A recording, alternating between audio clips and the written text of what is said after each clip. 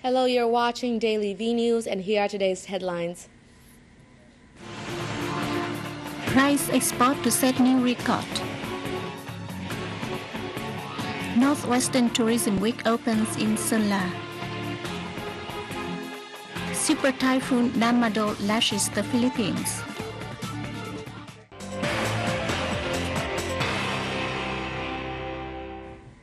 The Vietnamese ambassador to Libya and 4 embassy staffs are still safe, but they are yet able to leave Libya as planned due to fast and complicated developments in the situation in Tripoli, according to the Vietnamese Foreign Ministry. At 4 p.m. on August 27th, Vietnam's time, the Vietnamese embassy in Libya reported home that a group of armed men forced their way into the embassy and took away a number of assets. Later the same day, the ministry was able to contact the Vietnamese ambassador to Libya, who affirmed that all Vietnamese diplomats are safe. He said robberies also happened at several other foreign embassies in Tripoli. The Foreign Ministry has contacted Libya's representative offices in Hanoi and in the United Nations, as well as United Nations and NATO officials, to ask them to ensure safety for the lives and assets of the Vietnamese embassy staff and headquarters in Tripoli. Vietnam's rice export went up in both volume and value in the first 8 months of this year. The whole year's export is expected to exceed the record level that achieved last year. Vietnam Food Association said Vietnam shipped abroad nearly 5 million tons of rice, valued at $2.4 billion in the period. The country is expected to export a record 7 billion tons this year. The management of Vietnam's rice export is flexible, which helps the country's rice export in the first 8 months of this year reap good results, up both in volume and value. According to the Ministry of Agriculture and Rural Development, rice output is estimated at 41.6 million tons this year, 1.5 million tons higher than the previous year. Recent tests for chemical residues and harmful microorganisms on samples of agricultural products have shown Vietnamese agricultural products are safer than those of many regional countries. The result is attributable to the Ministry of Agriculture and Rural Development's measures to strengthen supervision of agricultural products from production and processing to distribution over 1 month of implementing the newly amended law on food hygiene and safety. Vietnamese agricultural products are basically safe, with only 7% of samples containing chemical residues exceeding the permitted level. Meanwhile, the rate is over 10% in Thailand, 6% in European countries, over 8% in South American countries, and 2.5 to 3% in developed countries like Australia and the United States. The export of Vietnam's agricultural products to many countries have continuously increased in both volume and value. In the first 7 months of this year, the country's agroforestry seafood export turnover reached nearly $14 billion, up 33% year-on-year.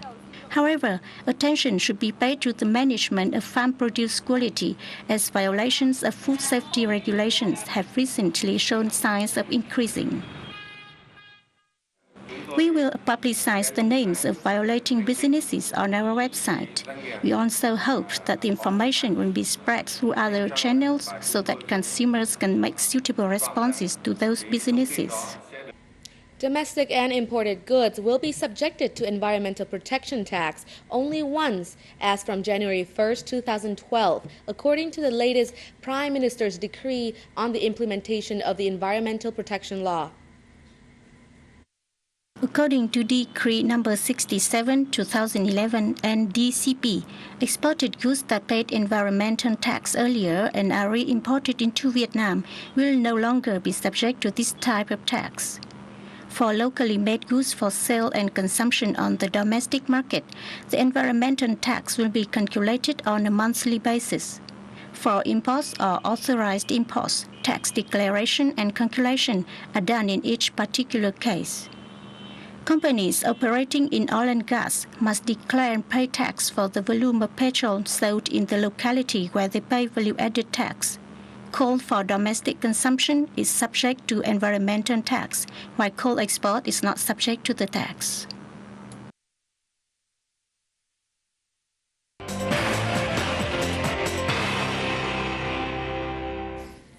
A tourism program highlighting the mountainous northwestern region opened in the town of Mộc Châu, Sơn La Province on August 27th.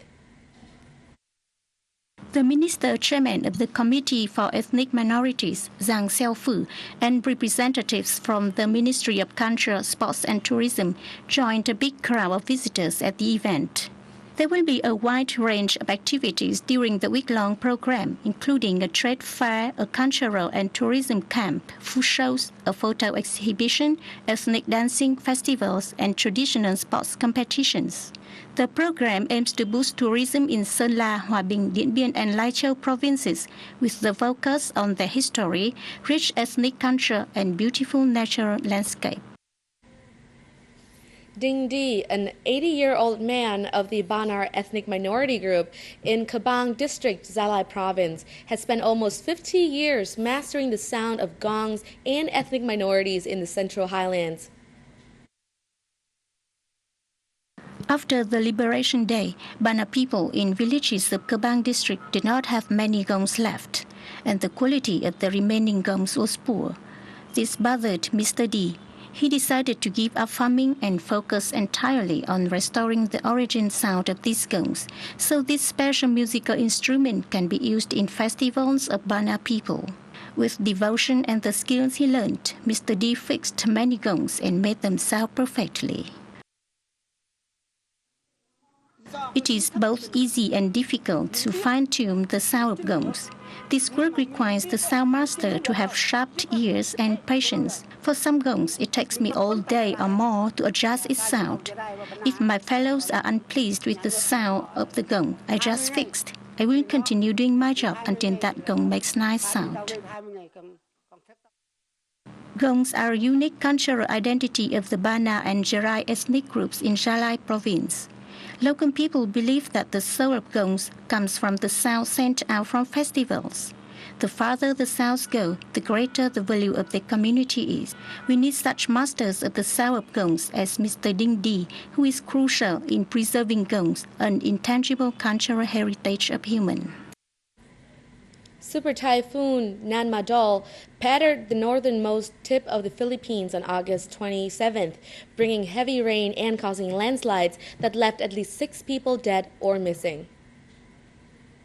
The storm, the strongest to hit the country this year, by gusts of about 230 kilometers per hour, uprooting trees, damaging houses, and cutting off power and communication lines to many areas. More devastation is feared as Nanmadol hovered for some time over the northern province of Cagayan, and heavy rains still continue in mountainous areas.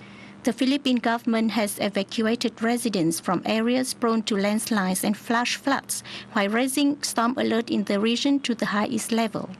At least 15 domestic flights to the north have been cancelled due to the storm. The storm is expected to move northwards and will be off the eastern coast of Taiwan, China, by August 28th.